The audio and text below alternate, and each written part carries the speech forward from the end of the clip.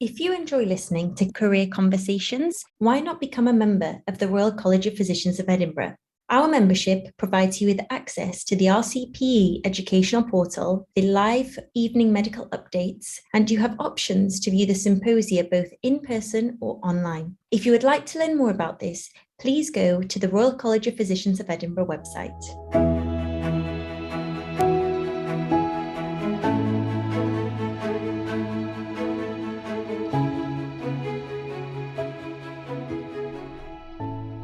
Hello everyone and welcome to another episode brought to you by the Royal College of Physicians of Edinburgh Trainee and Members Committee.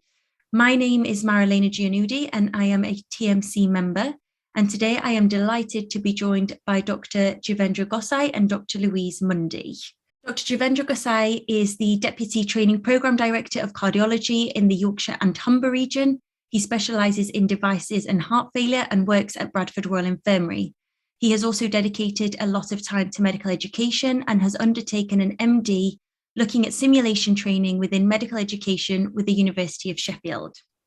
Dr. Louise Mundy is an acute medicine registrar based in Yorkshire and Humber.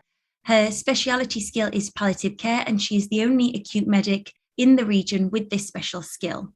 She has therefore needed to create her own training path to facilitate this. She's currently an ST7 working on an out-of-programme year to undertake quality improvement within same-day emergency care at Bradford Royal Infirmary. So thank you both for taking the time to join me today.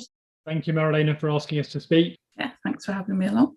So I guess I just wanted to start, Dr. Gosai, if it's okay with yourself, if you can briefly explain to us of the different types of out-of-programme training opportunities that are available. Absolutely. So broadly speaking, I suppose you can divide out-of-programme opportunities into those which are spent pursuing research and academic activities primarily, so usually research and some teaching type activities, and some which are more clinically focused. And of course, as well, in addition to that, there are out-of-programme times where people are outside the practice of medicine altogether. They have breaks or pauses in training for reasons unrelated to work. And I was going to say that the most commonly used, I think, are out-of-programme research, so UPAR. Mm-hmm. So, Jiv, would it be okay if you can just start us off by maybe going through the different types of out-of-programme training opportunities that are available? Absolutely. So there are a number. There's OOP-T, or out-of-programme training time. So that is where you are out of the core programme, the core training programme, but obtaining usually clinical competencies which are usually relevant to your CCT or usually relevant to your intended career. And that may or may not, some of those OOP-T sessions may or may not count towards training, so it may or may not extend CCT. There's OOP-E, so out-of-programme experience. That's getting skills, again, which are outside of the core curriculum, and they can be done in things like medical leadership, medical education, and various other things which may not necessarily be clinical, could also potentially cover work done overseas or perhaps work done in different specialties which are related to your intended career path. Mm-hmm. There's OOP-R, so in the out-of-programme research, which in the majority of cases will be out-of-programme time, which is intended to lead to the award of either an MD or a PhD. There's OOP-C, an out-of-programme career break. So that's where trainees have usually a pre-agreed period of time away from the training programme, which may be to allow for domestic opportunities or cover domestic responsibilities, including parental leave. It may be that there are other caring responsibilities that a trainee needs to take time out of, or it may be that there's something altogether different. So, for example, some high-level athletes have had OOP-Cs to pursue their sporting achievements and then have returned to programme once they're in a position to do so. And there's OOP-P, which is the out-of-programme pause, which is a pilot scheme, which I believe Louise knows a lot more about than I do, so I'd ask her to describe that. Okay, so this is probably a good time then if we do that now. So Louise, would it be okay if you just tell us about your experience with the out of programme pause? Yeah, so the out of programme pause is a relatively new idea and it's currently being piloted in Yorkshire and Humber, which is how I've managed to benefit from that. So this is an out of programme time that you can take really for sort of well-being reasons or because you'd like to try something different. So the process for it was that you have a discussion with your educational supervisor and agree that this is something that you'd like to do. And there aren't too many conditions on it, actually. You have to have a satisfactory ARCP at your last ARCP, and you have to have a job in the NHS that you can go to. But other than that, it's really quite flexible, and that's what it's been designed for, to give trainees that flexibility, because sometimes the training programmes don't leave room for that kind of thing. And I gather for the different types of out-of-programme opportunities that we have, some of those can count towards training and some of those can't. What kind of additional skills can a doctor think about doing during their out-of-programme time to allow for that to count towards training? I guess, Jiv, this is probably a question more for you. Yeah, it's an individual discussion, really, and it depends very much on every individual opportunity that's happening. So, for example, during some OOP-R time, sometimes people may develop a clinical skill as part of their out-of-programme research, and they may be able to consider adding some of that time which they've spent in research, or they may, for example, do some clinical sessions during their research. They may have a day or two a week where they do clinical sessions. And there could be a discussion about using some of that or counting some of that time towards their CCT. And it will vary slightly between specialties, but I suppose I'm most familiar with the cardiology curriculum. So it's a 60-month full-time equivalent from ST3 to the end of ST7, which of course traditionally is done over 5 training years, but you may count some months towards those 60 months if, to give just an example, if you were going off to do a research project in a specialised imaging technique, and as part of that, you gained accreditation to do that specialised imaging technique, which would count towards your CCT and would count towards your intended career. There are some which are more obvious, particularly OOP-T or OOP, where you're gaining particularly clinical skills which count towards your CCT. For those areas where you are OOP and doing things which are less clinical, so to use my own example, I suppose my research being in medical education primarily, there wasn't a lot in there which was particularly relevant to day-to-day clinical cardiology. So there wasn't any of that time that I would have or could potentially have counted. And as I said, it is very much on an individual level. I think you have to be very careful about it as well and make a decision as to whether or not you do want to count some of that training time or whether you want it all to be completely separate to the 60-month equivalent full training programme. And of course, some trainees very much benefit from having the additional time in training and some extra clinical experience which isn't counted. And can I ask, just touching briefly on the out-of-programme research opportunities, is that something that you can only apply for if you have either PhD funding, MD funding, a master's setup? Does it need to be specifically for having a degree at the end of it, or could you simply apply because you were interested in research into a particular area, for example, as a research fellow? It's my understanding that as a trainee, then the majority of cases, the expectation is that it's research done with a goal towards working towards a formal research degree. Okay. To an MD or a PhD in most circumstances. Thank you. And Louise, if it's okay, could you maybe talk us through your first out-of-programme experience and how you went about organising that? Because I'm sure there are lots of trainees that maybe want to take out-of-programme opportunities but haven't quite found the one that suits them.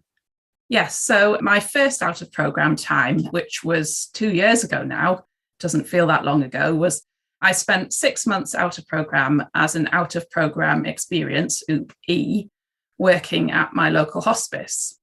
And the reason why I did that was because, as you've already mentioned, my special skill within acute medicine is palliative care. So Acute medicine, as some people will know, has a variety of different special skills that you can pursue.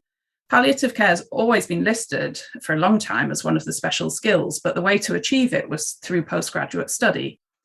I felt that actually I'd like to do something a bit more practical. So quite early on in my registrar training, I started talking to people about how I could potentially pursue that. And eventually, I ended up submitting a proposal that went through the local training committee and to the further higher committees within acute medicine, and a new route to obtaining palliative care as a special skill was developed, in which there was a clinical component. However, what there wasn't a clear path to was how you'd actually achieve it.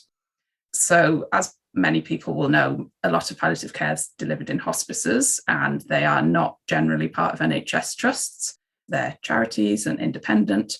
And so when I wanted to go out of programme and spend some time working in a hospice, one of the things that I came up against was, how am I actually going to achieve that, in terms of the trust isn't going to pay me to go and work in a hospice for 6 months, because why would they? There's no benefit to them.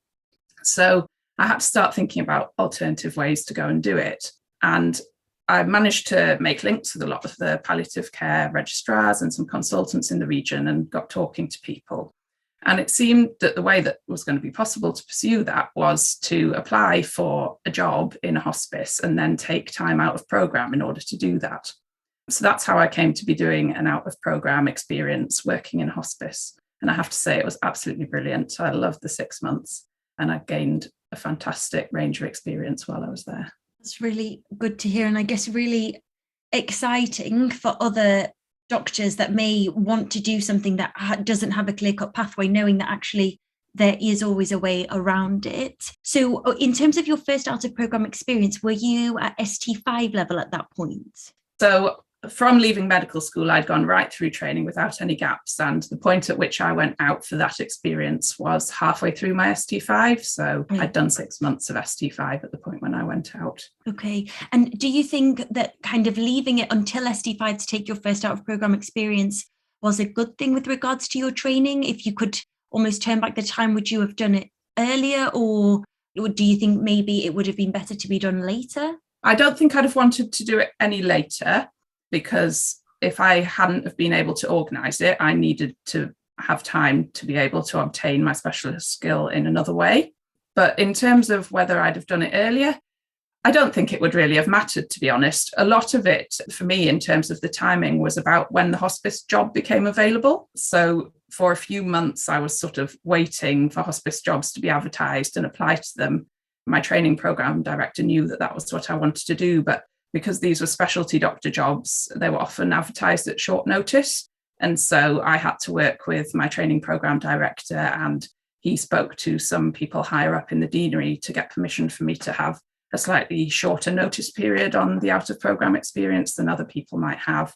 So there are all these different factors that need to be taken into consideration. Yeah, definitely. And I guess it also makes a difference on what your specialty is, really, because with acute medicine, you need to make sure you get your special skill in place. I guess from a cardiology route, things are slightly different, because you need to make sure your practical competencies are also where they need to be. So from a, I guess, TPD point of view, do you think there's a better time for trainees in practical specialties to be doing out of programme experiences? I think in many curricula, there are natural points during the curricula where there is an inflection point. And again, using cardiology as the example, at the end of ST5 is the end of what's considered to be general cardiology training, with ST6 and ST7 being subspecialty skill acquisition. As we know, life rarely works like that, and it's rarely that neat and tidy that trainees can choose to, for example, do ST3, 4 and 5, acquire all of the skills of general cardiology, and then take time out of training. And we all know that for various opportunities, and as Louise says, these opportunities often come up at relatively short notice. And in order to take them up, then the trainee is often at the mercy somewhat of funding, whether it's research funding or a job being available, or whether it's personal circumstances. They're often at the mercy of those things happening in order to do it. The key from a TPD point of view, we absolutely try and be as flexible as we can to support as many opportunities which add real value to people's training. But the key, sadly, as with all of these things, is making sure that there are enough boots on the ground, as it were. There are enough people left on rotas to cover the clinical service requirements and to make sure there are enough people populating a rota. And we have had opportunities where, for example, people have had research funding and the research funders want them to be in place and starting to begin their research within a very short space of time. But because of the number of people currently on that rota, then we haven't been able to approve that at the exact time specified, and we've had to work with the trainee and help them work with the research funders. And this applies equally to providers of all other OOP opportunities to negotiate a time when the trainee can be released from the rota, and it is a reasonable time for the trainee to go out of programme. I suppose there are fairly natural points where it may be less desirable to do so, and that particularly comes around the time where there are mandatory exams, for example, during training, and different training programmes have got exams at different stages during their curriculum. So it would be, I suppose, ideal not to take an out of programme break immediately before an exam, because often the exams are relatively clinically focused and trainees do better if they are in and immersed in clinical training at the time that they're sitting these exams. So it would be less ideal to immediately return from an out of programme period, particularly if towards the end of your out of programme period you're furiously writing up your MD or PhD and don't have much time to focus on anything else, and then have to sit an exam immediately that you return into programme. Mm-hmm. So in terms of logistics then, I think you need to let your deanery know, is it 6 months before that you're hoping to do an out of programme experience? Give them a 6-month window? The earlier, the better, really. The more notice, and it stands as with anything, really, the more notice that people have to work with, the better. So as soon as you think that you've identified an opportunity which you may wish to pursue, that's probably the time to start talking either to your educational supervisor or TPD or both, and say that this opportunity has arisen. And you'll get a couple of things from that. You'll hopefully get an answer about what the training rotation looks like in terms of numbers, because the TPD will obviously have an idea of how many trainees are where, what recruitment numbers look like. It may be that we're able to consider recruiting people into programme on the expectation that someone would be out of or would be going out of programme. And it might be that if we forecast that someone's going off for a 3-year PhD and it's before we have to submit numbers for recruitment, that we're able to generate another training number and get someone into the programme to cover part of that. But again, the earlier the better. The other thing, of course, is that if you're thinking about an opportunity, discussing it with your ES and your TPD will perhaps help get a bit of perspective on what they perceive the value to your training to be. Yes, of course. And Louise, you mentioned that obviously one of your out of programme experiences was 6 months, and I think the one that you're doing now is for a year. Is there a either minimal or maximal duration that you can have for each out of programme experience? So actually, that's something that came up when I was looking at applying for a second out of programme experience, because at one point somebody did actually tell me that because I'd been out of programme already, I wouldn't be allowed to go out of programme again. That's incorrect. You are allowed to take more than one out of programme experience, as the fact that I'm now taking a second one demonstrates. And there's a lot of information about that in something that's called the Gold Guide for Training. So one of the things I'd say for anyone who's thinking about taking some time out of programme is to just familiarise yourself with what the rules are, because occasionally, and it happened to me, somebody will tell you something that turns out to be incorrect. And actually, if you're able to say to them, well, I'm not sure that's correct, this is what my understanding of the rules are, then you're not just going to give up on your idea at the first time that somebody suggests that you might not be able to do it. Okay, that's definitely good to know. I know I hadn't heard of that. And is there, obviously most people will be out if they're going to do a PhD for 3 years. Can that time be extended if needed? I guess this question may be more for Jiv. The answer again is that the usual maximum out of programme is 3 years during any given training programme. And as Louise says, it doesn't necessarily need to be taken all at once, but the usual maximum is 3 years.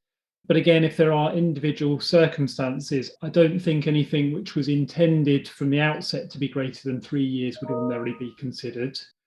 But what you may well find is that if there are extenuating circumstances, and of course we've had quite a lot of that recently with trainees that were out of programme in research posts particularly, and all of their recruitment had to stop for an extended period of time because of COVID and their recruitment targets, and it was clear that some of them just weren't going to be able to achieve their MD or PhD in the intended time. So some of them have had extensions to their out of programme time. And again, as I said, it's something which can be considered on an individual basis, and if needs be, can go all the way up to the head of school for further discussion if it's a more challenging case. But as Louise said, the Gold Guide for Training and the deaneries themselves do publish detailed guidance on out of programme and the rules and the sort of guidance that goes around out of programme applications. So it's well worth, if you're thinking about it, familiarising yourself with those documents. They should be fairly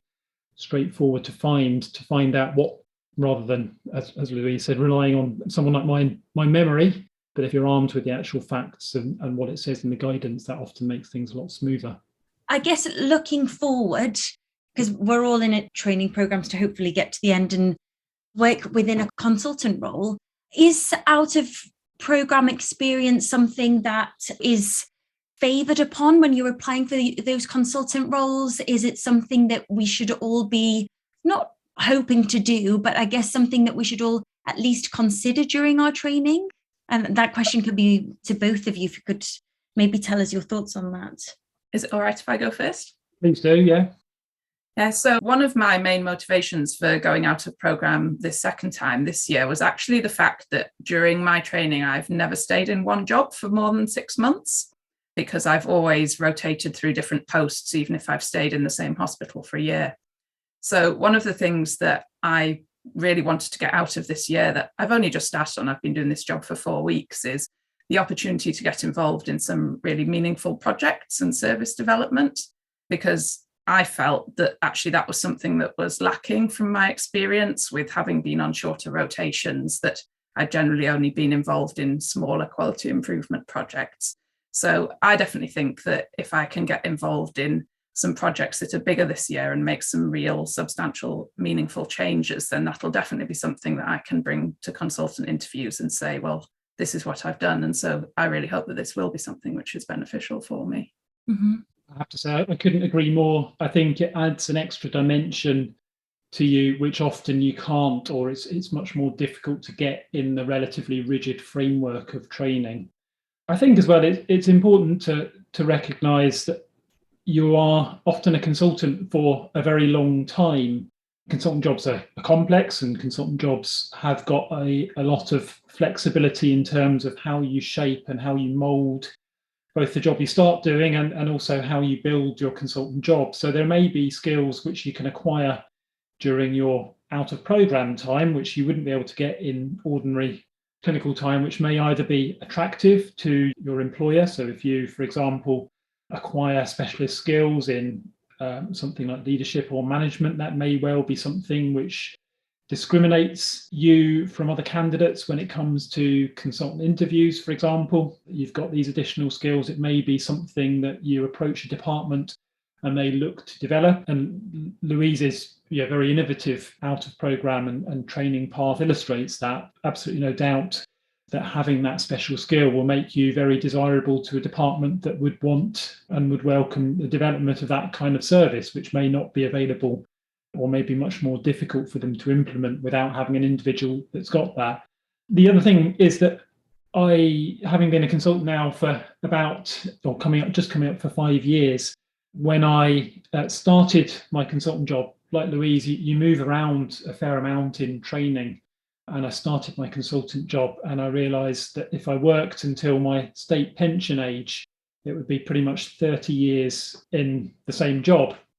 And whilst when you're a trainee, I remember quite often thinking, I wish it would end, I wish the night shifts would end, and I can't wait to become a consultant. The closer you get to the end of training, often the more you think that adding extra bits on to your training or adding additional skills onto your training can be very valuable. And out of programme is a really useful mechanism and opportunity for trainees to add additional skills on, which are much more difficult to acquire once you are a consultant. There's a middle ground, of course. There are post-CCT opportunities, and once you CCT, it doesn't necessarily mean that you need to immediately take up a consultant post, but doing it during training certainly is a very valuable opportunity. And if you've picked up special skills, which not everyone has, then that can look very attractive to an employer. Yeah.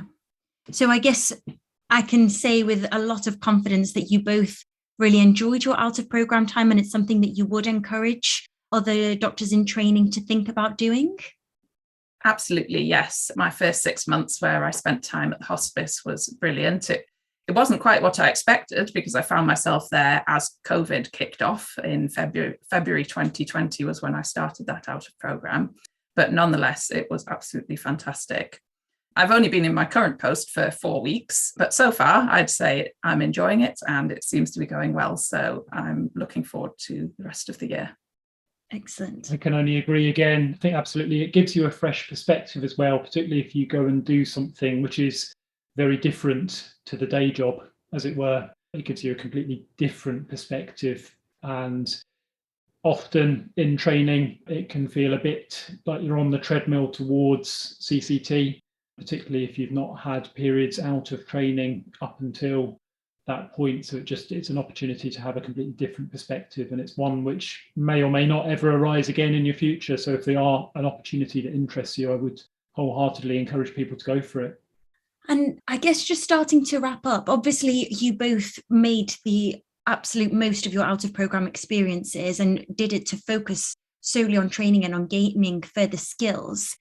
If doctors are needing to take out of program time as either a career break or sick leave, is that something that can be shortened if required? So if, they initially meet with their TPD and they're granted a year off, but actually in 6 months' time, they feel that they can return back to training. Is that something that's possible? Or would they have to take that full time, the pre-allocated time out? Yeah, and I think it depends on the circumstances and what it is. If it's sick leave in the, I suppose, traditional sense of sick leave, then that would be handled in the same way as sick leave for any other employee would be handled. And it partly depends on the medical advice that the person gets, and there would be a period. And of course, it doesn't have to be an all or nothing thing. So for some people who've had periods of sick leave or time out of program for other reasons because they're unable to complete the duties of their job at the time, then things like modified training or perhaps considering slightly different jobs or different hours or less than full-time return or a phased return or something could be applied. Again, I think it's something you often get into some relatively complex situations, and certainly there are trainees who have got complex situations and additional health needs that have got very tailored training. And some of them, for example, may need a period of time where they're supernumerary, so they're not occupying a slot on the rota, but their training can be much more individually modified as a result of that. It's something which I would hope in the majority of circumstances there will be enough flexibility to allow tailored responses to individual needs. Mm-hmm. And I guess if we finish off, if you could both maybe give one piece of advice to anybody thinking about doing an out of program, maybe about how to go about it or why you did it and why someone should consider doing it. Louise, if we start with you. Yeah, so I think piece of advice that I'd give is to pick something that you're enthusiastic about and be prepared to put in some legwork to get your out of program experience organised. It definitely took me a lot of time and enthusiasm to be able to get my out of program opportunities organised, to get them approved, to talk to all the right people. But because I knew that they were something I really wanted to do, I'm really pleased that I put that effort in and that I was able to get those experiences. Thank you. And Jiv? Yeah, I agree. I think look carefully at what's on offer. Think about the opportunities or the kind of opportunities that you may want and start to look at opportunities that are available. Start talking to people. If, for example, you're interested in research, then start to talk to both other trainees that may have done something similar in your own specialty or in other specialties, and start to talk to the people that may be able to offer that sort of out of program session, whatever it might be. Think outside the box and don't necessarily think about opportunities which arise only within your immediate locality. If it's feasible, there may be out-of-programme opportunities that happen further afield. And also think very carefully when opportunities do arise. Well, what are the pros? What are the cons? Where am I in my training? Is it the right time for me to take a step out of training? Will there be the opportunity to consider continuing some clinical training during my out-of-programme time? And what are the consequences of stepping out of programme now, but also what will be the consequences of passing up on this opportunity? Are there downsides? And certainly we've seen some trainees think about taking the first available opportunity, which may not necessarily have been right for them. So as with any relatively major life decision, give it some very careful thought and seek advice from people you trust. Excellent. Okay. Well, thank you so much for your time and for joining me today. And thank you everyone for listening.